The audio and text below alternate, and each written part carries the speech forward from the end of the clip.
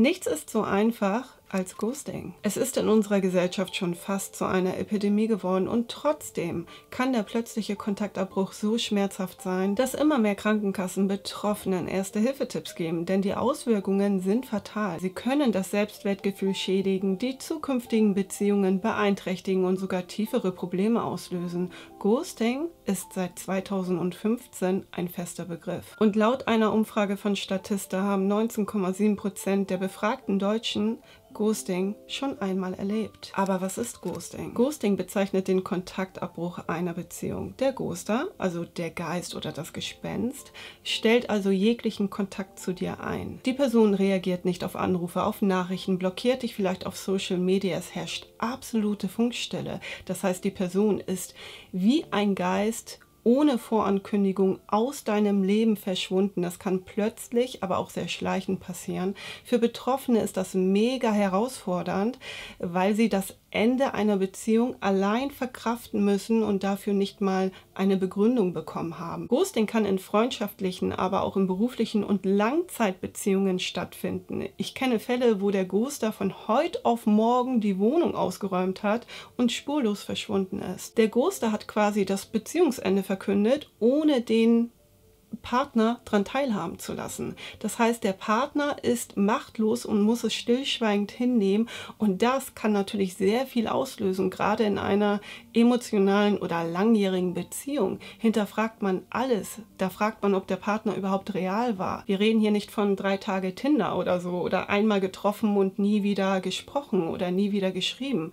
Also es ist definitiv, es kommt natürlich darauf an, in welcher Verbindung man war, keine Kleinigkeit. Aber warum ghosten Menschen? Es gibt viele Gründe, warum Menschen ghosten. Konfliktvermeidung, Angst vor Ablehnung, Bindungsangst, Narzissmus, aber auch Selbstsabotage wie ich bin nicht gut genug für dich. Menschen, die ghosten, wollen in der Regel ihre Gefühle schützen. Sie möchten eigentlich dich auch nicht wirklich verletzen, aber wissen sich halt nicht zu helfen. Ghosting sagt mehr über die Person als über dich aus. Es hat auch weniger was mit dir zu tun. Es ist ein Ausdruck von Unsicherheiten und Unreife und hat weniger was mit Macht zu tun. Das heißt, der Ghoster ist in der Regel nicht mutig genug, um das Beziehungsende zu verkünden und macht sich lieber aus dem Staub. Diese feige Handlung kann für den Partner immense Schmerzen verursachen, denn der weiß ja gar nicht, was los ist. Psychologen gehen sogar so weit, dass sie sagen, dass Ghosting Ängste auslösen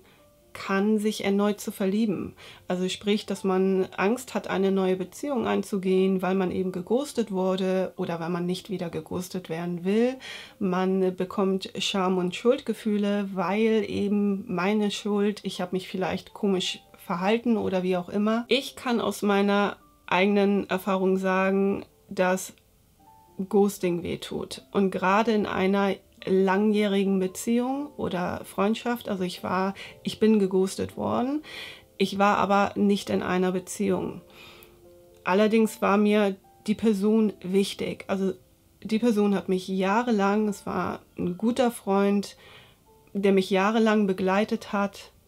Wir haben über alles gesprochen, wir konnten über alles reden und von heute auf morgen ist er verschwunden. Hat weder auf Nachrichten noch Anrufe reagiert.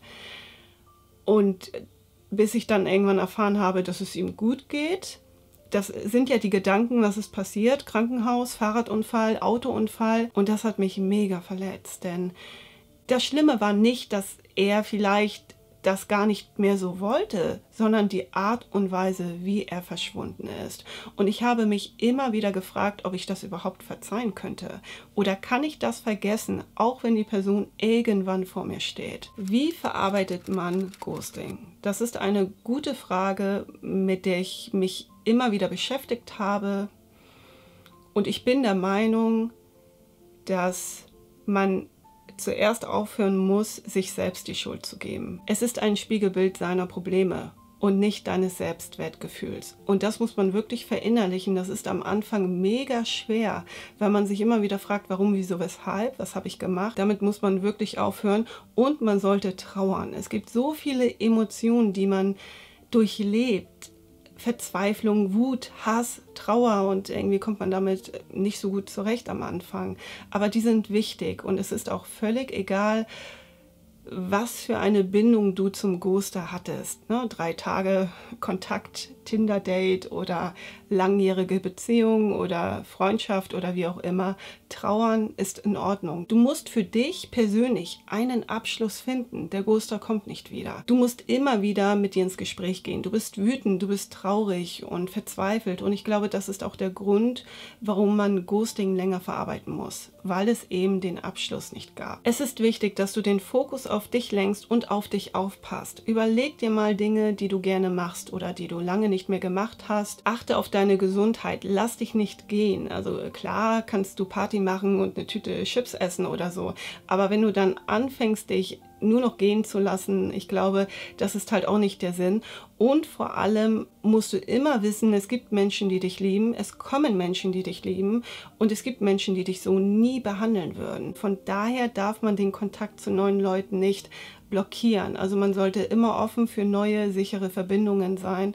Das ist halt enorm wichtig, finde ich. Das darf man nicht vergessen. Also nicht alle sind gleich. Ich teile sehr gerne deine Ghosting-Erfahrung mit mir. Also ich würde mich sehr darüber freuen. Also erzähl mir von deiner Erfahrung und wie du damit umgegangen bist. Der Ghoster schmeißt dich in ein Scherbenmeer und du musst die Scherben wieder aufsammeln, ohne Handschuhe. Und das ist schmerzhaft und auch verwirrend. Man darf nur nicht vergessen, dass es keine Reflexion deines Wertes ist. Egal wie unsichtbar die Person ist. Du kannst es überwinden und sichtbarer werden. Das braucht vielleicht Zeit, ja, aber auch Selbstfürsorge, Selbstliebe und vor allem den Glauben daran, dass du mehr verdient hast.